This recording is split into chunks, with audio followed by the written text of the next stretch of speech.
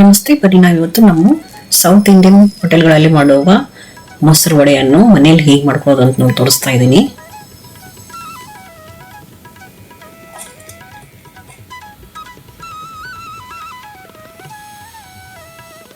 ಬನ್ನಿ, ಮೊದಲನೇದಾಗಿ ನಾನಿಲ್ಲಿ ಸ್ವಲ್ಪ ಮೊಸರನ್ನ ತೆಗೆದುಕೊಂಡು ಇದಕ್ಕೆ ಸ್ವಲ್ಪ ಉಪ್ಪು, ಸ್ವಲ್ಪ ಇಂಗು ಹಾಕೊಂಡು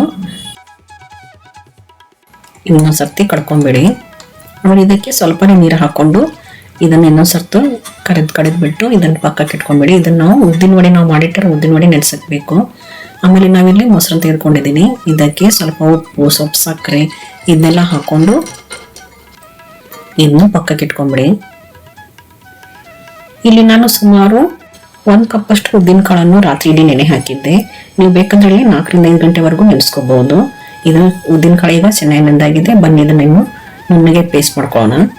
ಇದರಲ್ಲಿರುವ ಎಲ್ಲ ನೀರನ್ನು ಬಸಿದ್ಬಿಟ್ಟು ಇದನ್ನು ನುಣ್ಣಗೆ ಪೇಸ್ಟ್ ಮಾಡ್ಕೊಳ್ಳಿ, ಹಿಟ್ಟನ್ನು ರುಬ್ಕೊಳ್ಳಿ.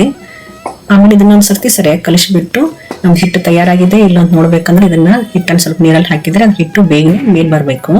ಆಮೇಲೆ ಇದಕ್ಕೆ ಸ್ವಲ್ಪ ಹಸಿ ಮೆಣಸಿನ್ಕಾಯಿ, ಸ್ವಲ್ಪ ಜಜ್ಜಿರುವ ಕರಿಮೆಣಸಿನಕಾಳು ಹಾಗೂ ಸಣ್ಣ ಹೆಚ್ಚಿರುವ ಶುಂಠಿ, ಸ್ವಲ್ಪ ಕರಿಬೇವು ಸೊಪ್ಪು ಹಾಗೂ ಸ್ವಲ್ಪ ಕೊತ್ತಂಬರಿ ಸೊಪ್ಪು ಹಾಗೂ ರುಚಿಗೆ ತಕ್ಕಷ್ಟು ಉಪ್ಪು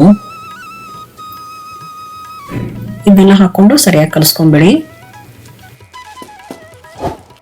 ಆಮೇಲೆ ಕೈಯನ್ನು ನೀರಲ್ಲಿ ನೆನೆಸ್ಬಿಟ್ಟು ಸ್ವಲ್ಪನೇ ಈ ರೀತಿ ಹಿಟ್ಟನ್ನು ತೆಗೆದುಕೊಂಡು ಉಂಡೆಯನ್ನು ಮಾಡಿಕೊಂಡು ಮಧ್ಯದಲ್ಲಿ ಒಂದು ಹೋಲನ್ನು ಮಾಡಿ ಅದೇ ರೀತಿ ಕಾದಿರೋ ಎಣ್ಣೆಯಲ್ಲಿ ಬಿಟ್ಬಿಡಿ.